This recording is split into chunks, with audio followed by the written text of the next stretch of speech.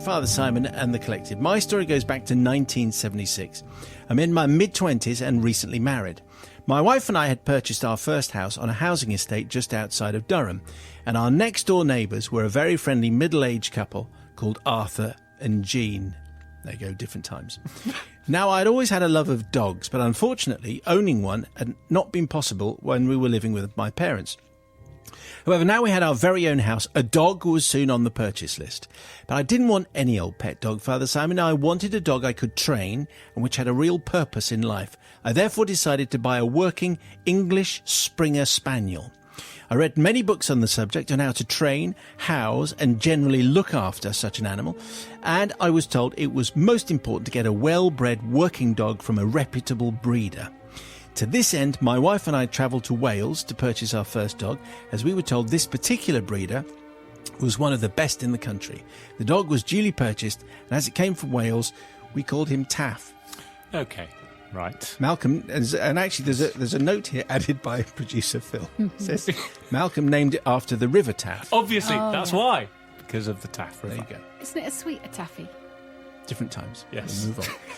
We discussed with the breeder the importance of Taff having his own kennel and the basics of training and general good housekeeping, including what sort of dog food was the best. Now, the breeder informed us that good quality raw tripe was an... Oh, I should have said, by the way. Now's the time. Just a warning. Yeah. If you're having your tea, dinner, any kind of food... Yeah. You might just... Sorry, I should have said that at the beginning. The breeder said good quality raw tripe was an excellent food for dogs as long as you had access to such stuff. Well, it just so happened that a friend of mine worked in a local abattoir, and he was able to acquire whole fresh bullock's tripe for me. A whole bullock's tripe is a rather large affair, so obviously with only one dog it was impossible to use the whole tripe before it started to go off. So, this is not one for veggies, is it? It's bad before it goes off, really. Now, my wife was not keen for such vile stuff to be put anywhere near our small household fridge and freezer. So in order to keep the tripe for as long as possible, I was advised to keep it in a dustbin full of water, as this allowed the tripe to be kept for longer and it kept the flies off. A bin was duly purchased and was kept alongside the kennel at the bottom of the garden. This arrangement worked very well for some time with absolutely no problems.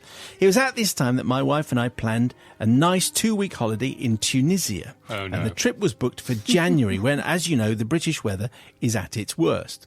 Taff was booked into a friend's, if you just joined us, named after the river, was booked into a friend's boarding kennel for the 2 weeks. So all was arranged for a stress-free holiday.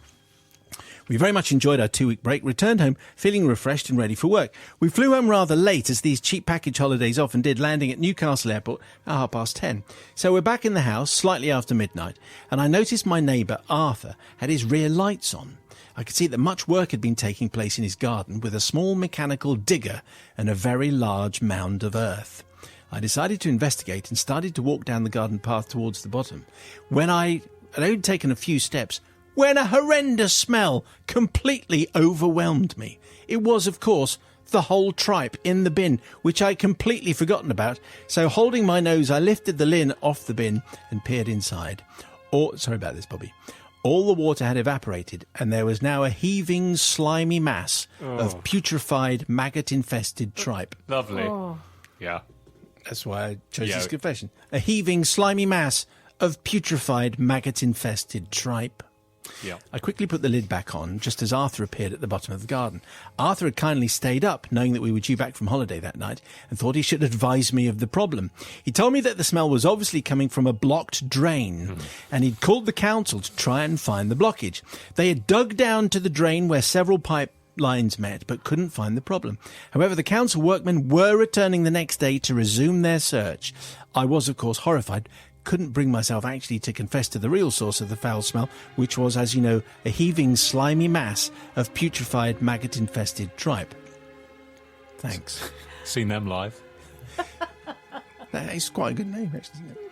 The implications of the truth could be quite expensive. I waited until the middle of the night, and, working under very difficult conditions, filled several bin bags with the offending material. The bin and adjacent area were washed with disinfectant and generally cleaned so there was no trace left. The putrefied tripe was driven deep into the countryside and dumped out of the bags where it could do no harm and at least give the local bird population a fine feed on the maggots, which, as you know, were infesting the tripe. Yeah. Work had kindly told me not to rush in the next few days, as they knew I wasn't due back home till very late. So early the next morning, I decided to wander down the garden and meet with Arthur and the council workmen. To their amazement, Father Simon, the smell had completely gone. Imagine. So they assumed that any possible blockage must have cleared itself. How does this kind of thing happen? The council workmen roughly filled in the hole and left Arthur to repair his lawn as best he could. I spent the next few weekends helping Arthur repair his garden, even buying him new turf, which I said had come free of charge from a friend. I thought it was the least I could do.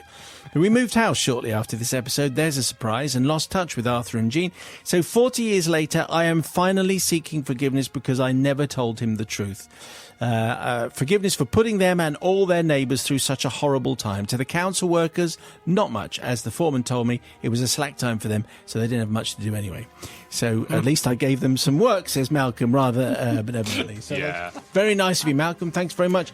Well, the thing is, you can understand that if you're responsible for an amazing amount of work from the council coming in to try and find the smell, whereas actually it's just your bin of tripe, which you hadn't mentioned. Who's going to say, oh yeah, sorry, I should have told you it was my bin of tripe? I reckon most people would have done what Malcolm did. Let's see what Sister Bobby would have done. Well, She's looking stern. if he'd come clean, it would have saved them another day's work, wouldn't it? Having said that, they did go back and it was gone, so they decided it must have cleared. So it's not like they dug for another few days. But I was thinking, 1976, that was a big heat wave, yes? Yes. So I'm thinking the heat, the smell, but also I was thinking something else which I'll come to. I actually thought we were heading down CSI territory for a minute. I thought something much more sinister was going on. Murder? Yes. I thought someone was Wow. something terrible. That would have been a departure. But because you bought Arthur turf and because you went out and did the work, and obviously Taffy was now on minced morsels for the rest of his life. It's just I think, Taff, actually, it's but just yeah. Taff, sorry. Because it's named after the river, not anything else. Well, the sweet. Anyway, I think this time you're forgiven. Imagine that if there'd been a murder happened, then that would be a Yes. whole different feature. What have you got there, Matt? Well, I'm going to say, I mean, he was on holiday. They were on holiday. If this had happened when they were there, then they'd have been able to explain. But they go on holiday, so then the council turn up.